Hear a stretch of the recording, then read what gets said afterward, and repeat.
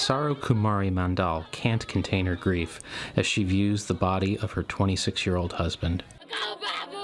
Balkisan Mandal Katwe had gone to Qatar to work and provide a better life for his family. That dream was shattered when he went to bed one evening and never woke up. The family is from Belly, one of the poorest places in the Himalayan country of Nepal.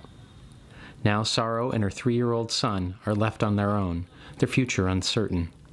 The loss is unbearable, but her husband's brother says they had no choice but to seek work overseas. It is very difficult for us, but here we do not have much farming that we can live on, not much water available, and little production of rice. What choice do we have but to go abroad looking for employment? For poor people like us, how can we live? What do we eat? Hundreds fly out of the Kathmandu airport bound for jobs mostly in Malaysia, Qatar, or Saudi Arabia. Jobs that are urgently needed by the people of this desperately poor country. Many, however, come back dead.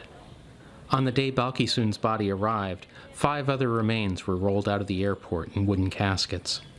The number of Nepali workers going abroad has more than doubled in the past decade, but deaths among them have risen much more rapidly, from 87 8 years ago to nearly 1,000 last year.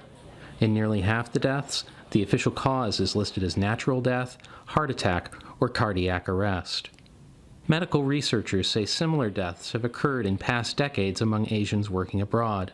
They call it sudden, unexplained nocturnal death syndrome.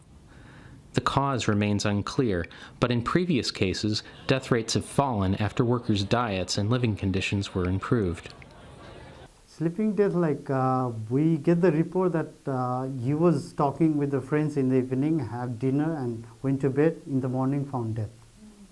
About 10% of Nepal's 28 million residents are working abroad, sending back almost $6 billion a year. Despite the reports about the deaths, many still go away, including Jagatar Destatma. I feel sad, very sad about the deaths, but I have to go as I have small children with no opportunity and very little earnings. An international consortium will launch an investigation next year to look into these mysterious deaths. Leon Drew and Keith, The Associated Press.